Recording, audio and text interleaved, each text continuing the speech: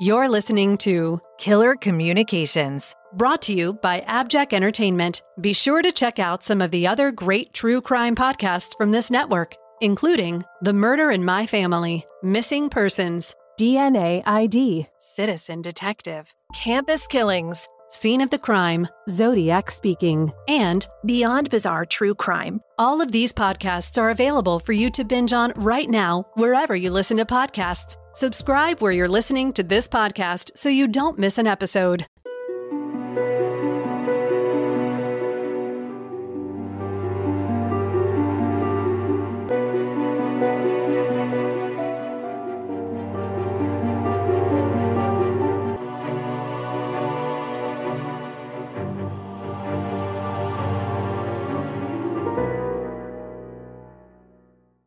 In 1931, the district of Anfield in Liverpool, England, was shocked by the murder of an elderly housewife named Julia Wallace.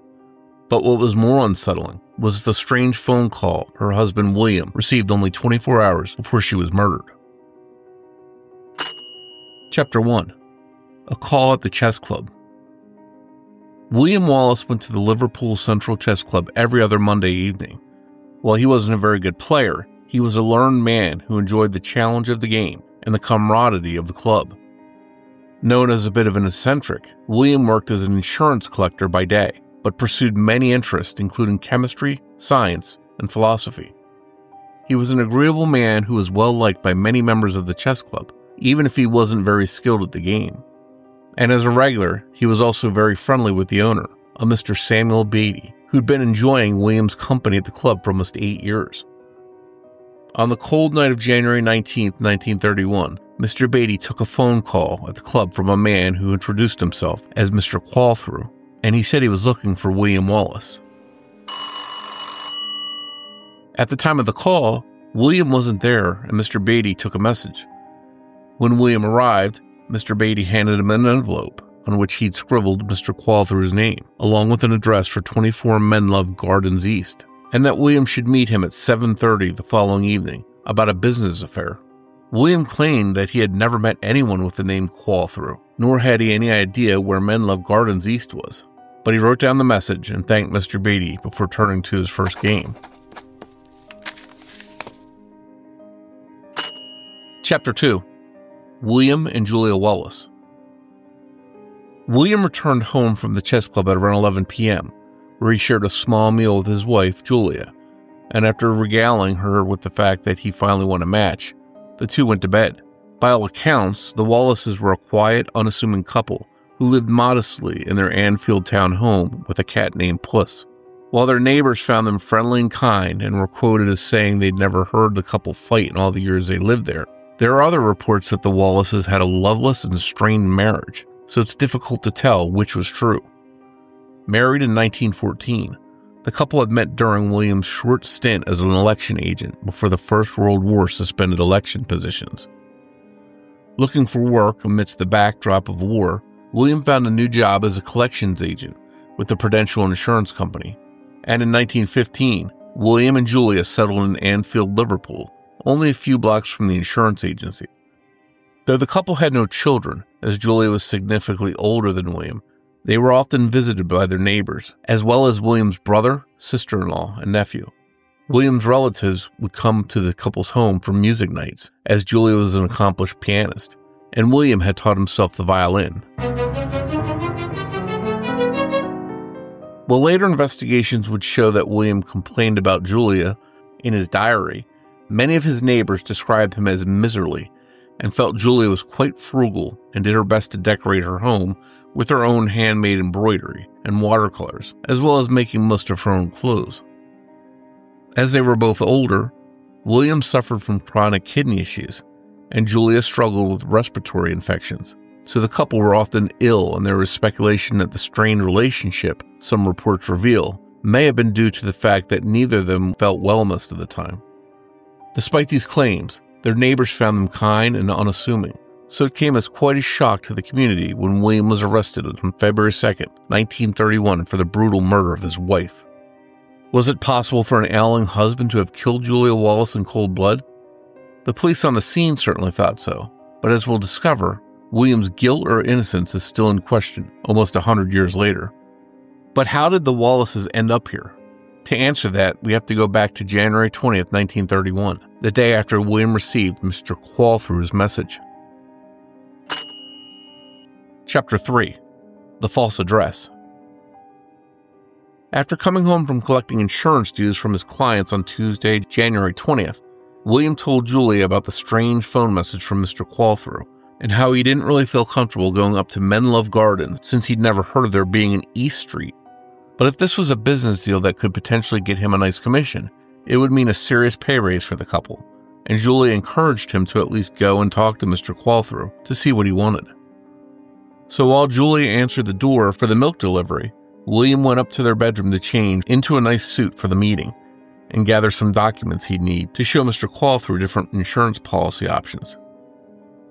At around 6:45 p.m., Julia followed him down to their front gate, as was customary when he was going out late. They said their goodbyes, and then he caught several tram cars up to Menlove Gardens.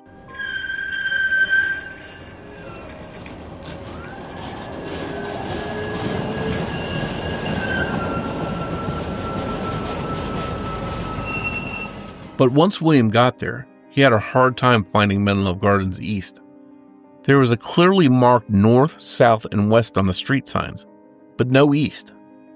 After inquiring with 3 strangers and a policeman walking the beat, it became clear to William that the address he'd been given was wrong. Perhaps Mr. Beatty had written down east when he meant west. William knocked on the door at 25 Menlove Garden West.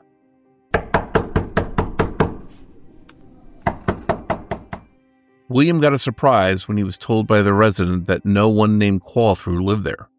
Next, William even went so far as to go to a local post office to look at a street directory to see where exactly Qualthrough lived, but there was no one by that name anywhere in Liverpool. Likewise, after asking yet another stranger about the whereabouts of Menlove Gardens East, William was told that no such place existed. There was only a north, south, and west in Menlove Gardens. Perhaps Mr. Beatty had misheard the caller, so William gave up and took the tram cars back down to Anfield. Around 8 p.m. when he returned home, he found the front door bolted from the inside, which was odd, as Julian knew he'd be coming home late. He went around to their back door, and he found that he couldn't open that door either. After knocking and calling Julia's name to no avail, William met his next-door neighbors, the Johnstons, as they were leaving through their back gate to visit a friend. William explained how the doors were all locked, which wasn't like Julia at all, and asked if they'd seen or heard anything unusual while he'd been gone. They suggested maybe Julia had gone down the street to the mailbox to post some letters, but William disagreed. Julia was recovering from bronchitis and hadn't been feeling up to leaving the house, even to mail letters. William tried the back door a second time, and this time it swung open easily, as if it had been stuck. William asked the Johnsons to wait outside while he checked the house, which was mostly dark except for 2 gas lamps, which lit the upstairs bedrooms. William first went up the stairs to the couple's bedroom, thinking that perhaps Julia had gone to bed early since she hadn't been feeling well, but she wasn't there. So he went down to their front parlor and found the door slightly ajar. He struck a match to see in the dark room. It was at that moment that he found Julia lying motionless on the floor.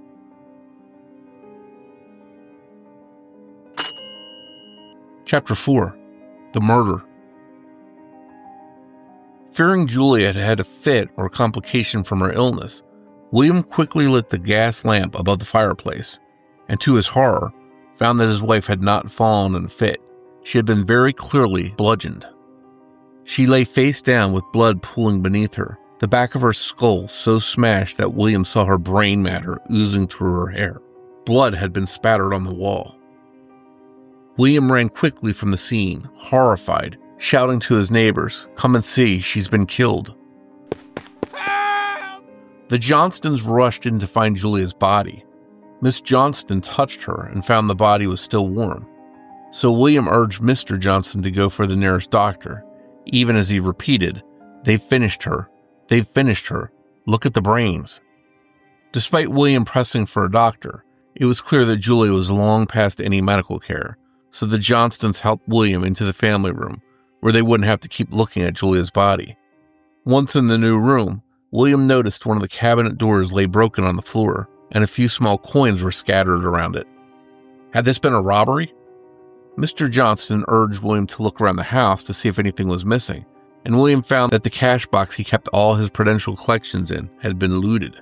But on a search of the rest of the house, no other money or jewelry was missing, even though William had left 4 one-pound notes and some various change in a cup on his dresser in plain view. Upon their conclusion that this must have been a robbery, Mr. Johnston went for the police, while Mrs. Johnston stayed to comfort William. While they waited, William sat in shock, robotically petting their cat, Puss. Mrs. Johnston returned to the parlor to touch Julia's body. To her surprise, the body had cooled considerably in the short time since they'd found her. When William came into the parlor a few minutes later, he exclaimed that Julia's body was laying on top of both his and her raincoats. Why would she have both of their raincoats in the parlor? As he began to cry, Mrs. Johnston urged him to return to the family room, where she approached the fireplace in order to start a fire. She would later tell police that William cried twice in her presence as they waited for Mr. Johnson to return with help.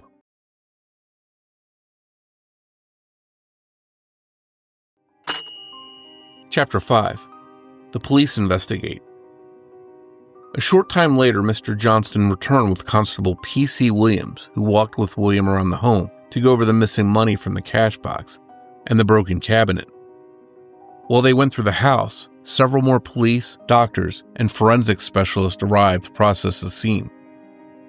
Their investigation revealed that while no furniture had been disturbed in the parlor, Julia's blood had spattered over 7 feet up one wall.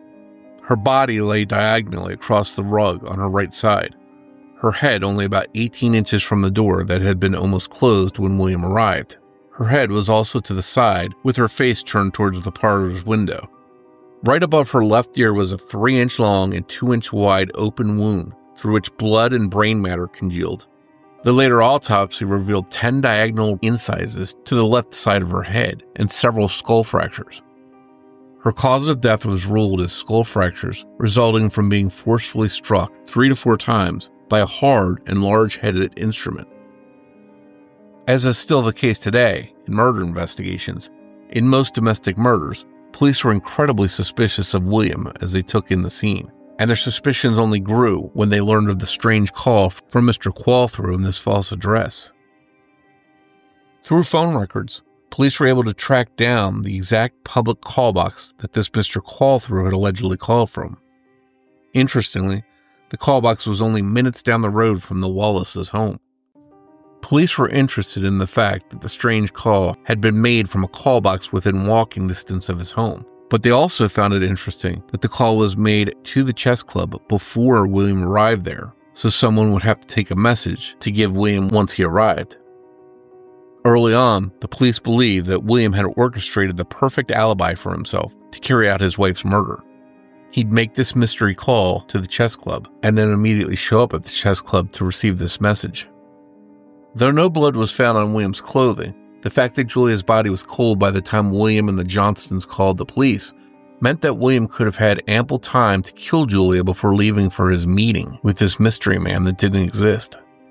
Despite their feelings, with no murder weapon in the house, no blood on William's person, and no other evidence to prove their theory, police were not able to detain William the night of the murder, and he went free. But this mystery would only deepen and become more bizarre. Chapter 6. Were the police wrong? As they continued to search for proof that William had murdered his wife, investigators were met with evidence quite to the contrary.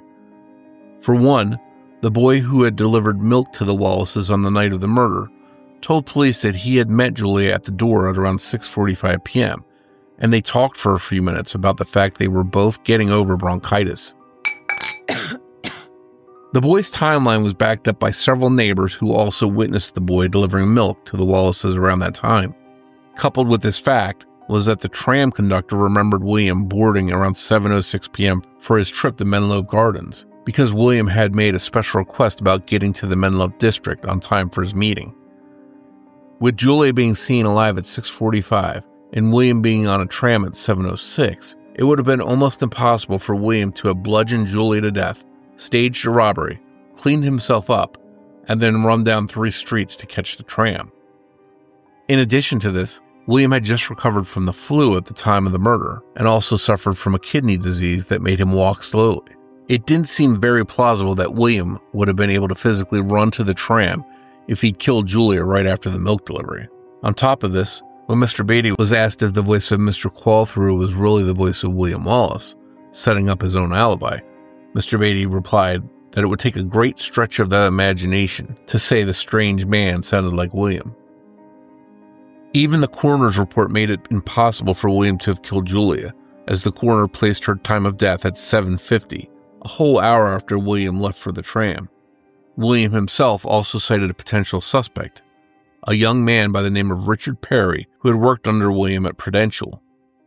William described Richard as a family friend, at least until William discovered that Richard had been stealing money from the company. He told police that Richard would have known about the Prudential's collection day, and that was always Wednesday, which meant that Tuesday night the collector's personal cash boxes would be full.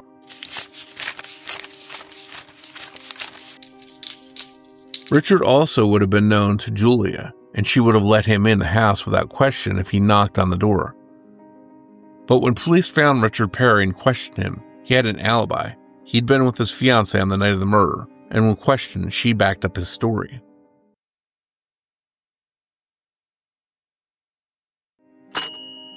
Chapter 7. The investigation doubles down. Despite the amount of information that seemed to show Julia's killer had not been her husband, police were convinced they had their man. In addition to having no other viable suspects, their clinching piece of evidence was the 2 raincoats found under Julia's body.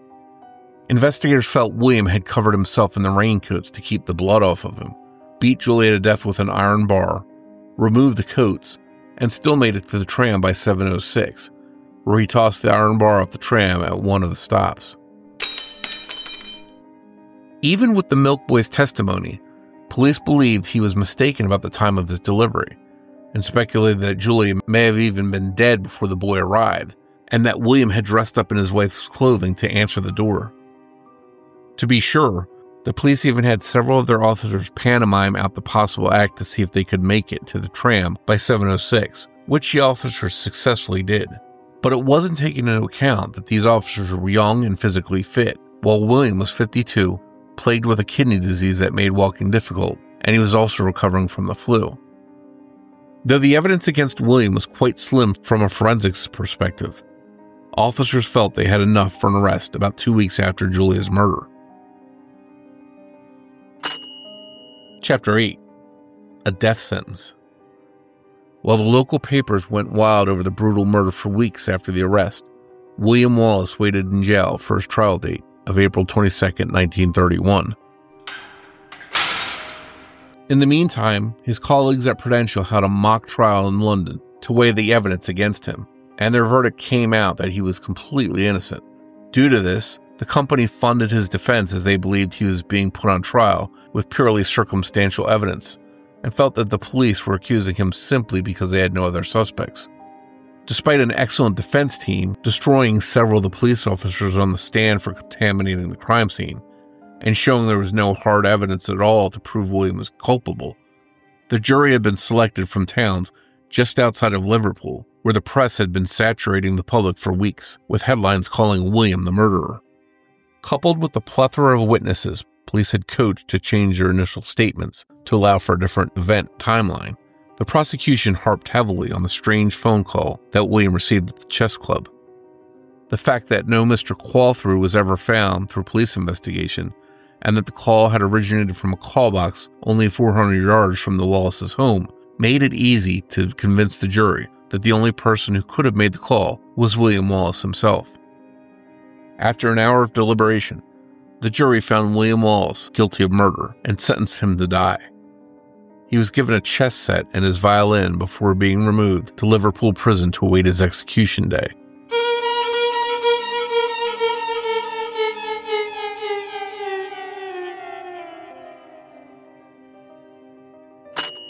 Chapter 9. The Court of Criminal Appeal. While legally the jury's decision was guilty, The preceding judge himself was not in agreement. He said, "This murder, I should imagine, must be almost unexampled in the annals of crime. Murder so devised and arranged that nothing remains which will point to anyone as the murderer. No fingerprints, and no weapon that can be traced anywhere, and so far as can be ascertained, no conceivable motive in any human being. The evidence in this case, and the evidence that can be brought against anyone here, is purely circumstantial. You know, in many cases, especially of murder, the only evidence that is available is circumstantial evidence, but circumstantial evidence may vary in value almost infinitely." In essence, the judge found there to be intense reasonable doubt in the prosecution's case, but had to abide by the jury's decision in his sentencing. William had only one way to avoid execution, and that was through the Court of Criminal Appeal. Established in 1907, the Court of Appeal had never overturned the sentence of a capital crime before, and William's chances of throwing his life on their mercy was a long shot. However, much to his and the community's surprise, after hearing the appeal and recessing for 45 minutes to consider a verdict, the court ruled in William's favor, citing that the jury's verdict could not be upheld based on the fact that the only evidence in the case was circumstantial at best and unfounded at worst. William's conviction was overturned and he left the court a free man. But while he escaped execution, he couldn't escape the court of public opinion. He had to move out of his home and the community that he had lived with Julia only months after his acquittal due to the community shunning him. Thanks to the variety of newspapers and the highly publicized trial, Anfield believed William had gotten away with his wife's murder. He received hate mail. Many of his insurance clients refused to pay him or acknowledge him in the streets, and sometimes his neighbors even threatened physical violence. William was forced to take a clerical desk job to remain out of the public's eye.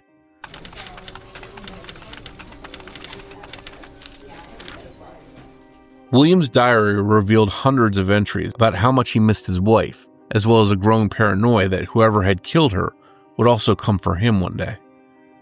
The stress affected his already struggling kidneys, and on February 26, 1933, only 2 years after his acquittal, William Wallace died of kidney failure, and he was buried next to Julia in Anfield Cemetery.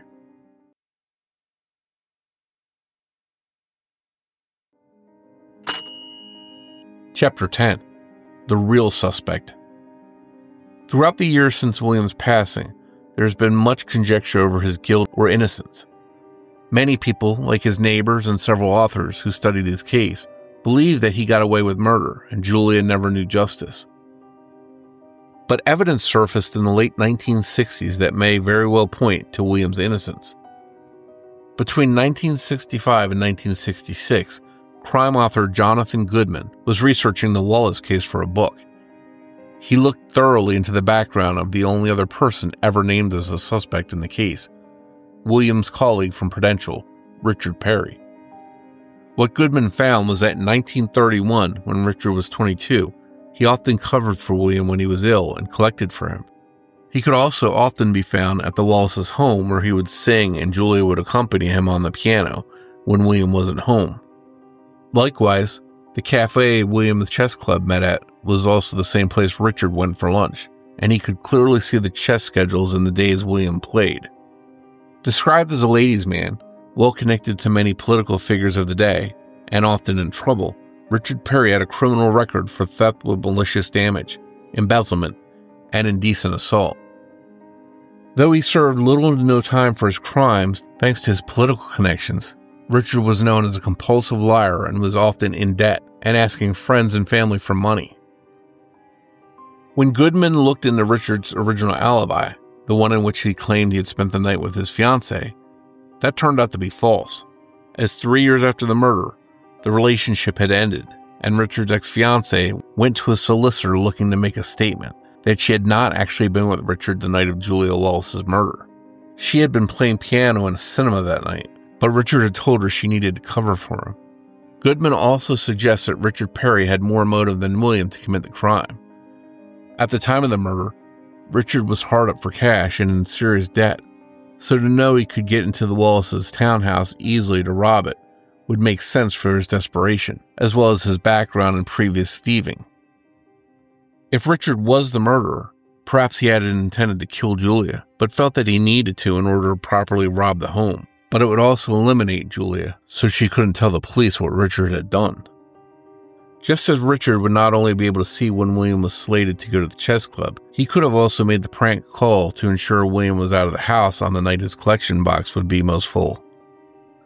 While Goodman wasn't able to use Richard's real name in his 1969 book due to the fact that Richard was still living and vehemently denied anything to do with Julia's murder, Goodman's book, and a later documentary, led him to yet another person who suspected Richard was the real killer.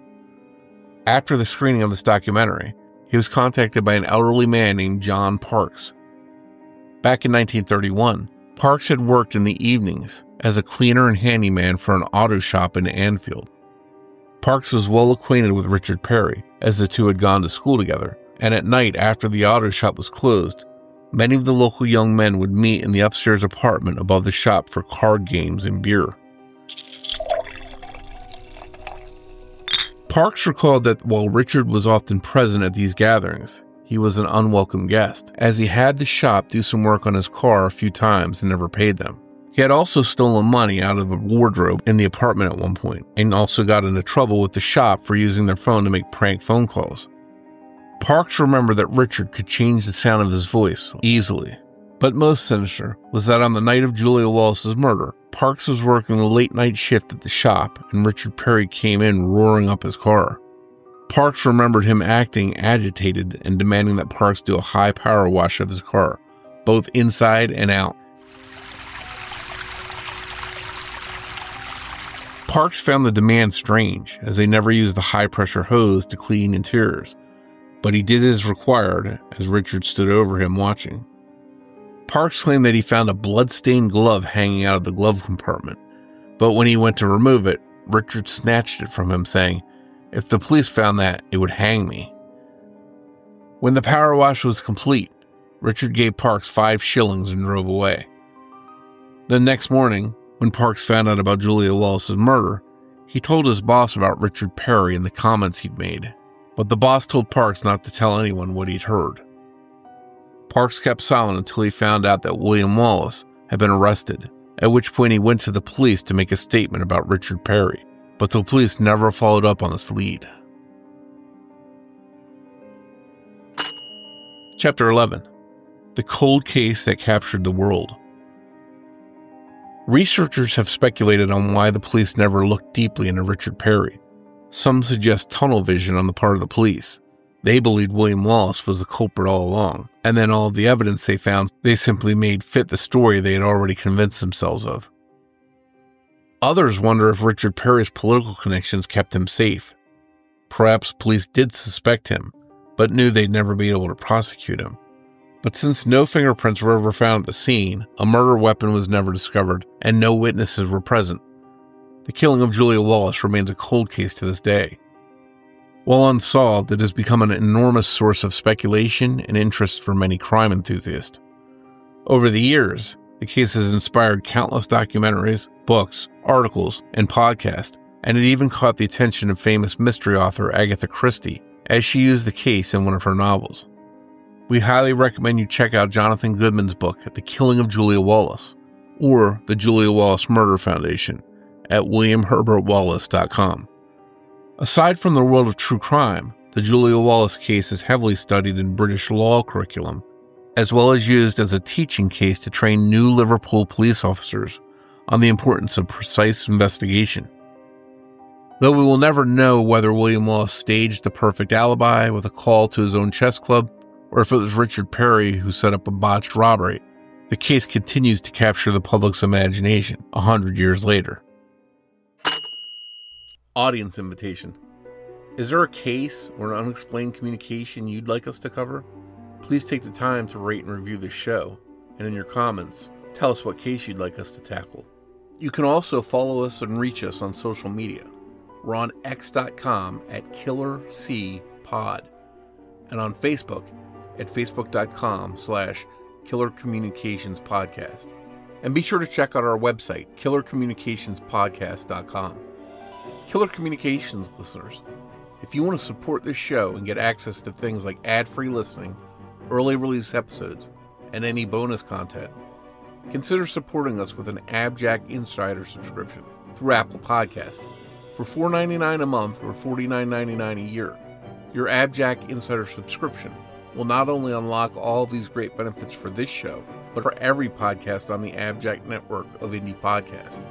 Get your AbJack Insider subscription started with a free trial. Simply head over to Apple Podcast and search for AbJack Entertainment, and you'll find the option to set up and unlock your subscription and start enjoying all the benefits of being a subscriber. We'll also include a link in the show notes. Your support is greatly appreciated. Just a heads up, new episodes of Killer Communications air every other Saturday. Thanks for listening, and we hope you'll join us on the next episode of Killer Communications. Killer Communications is narrated and produced by Mike Morford for AbJack Entertainment. It's researched and written by Abagail Belcastro. Be sure to visit the show's website, killercommunicationspodcast.com, for past episodes, social media links, show news, and more.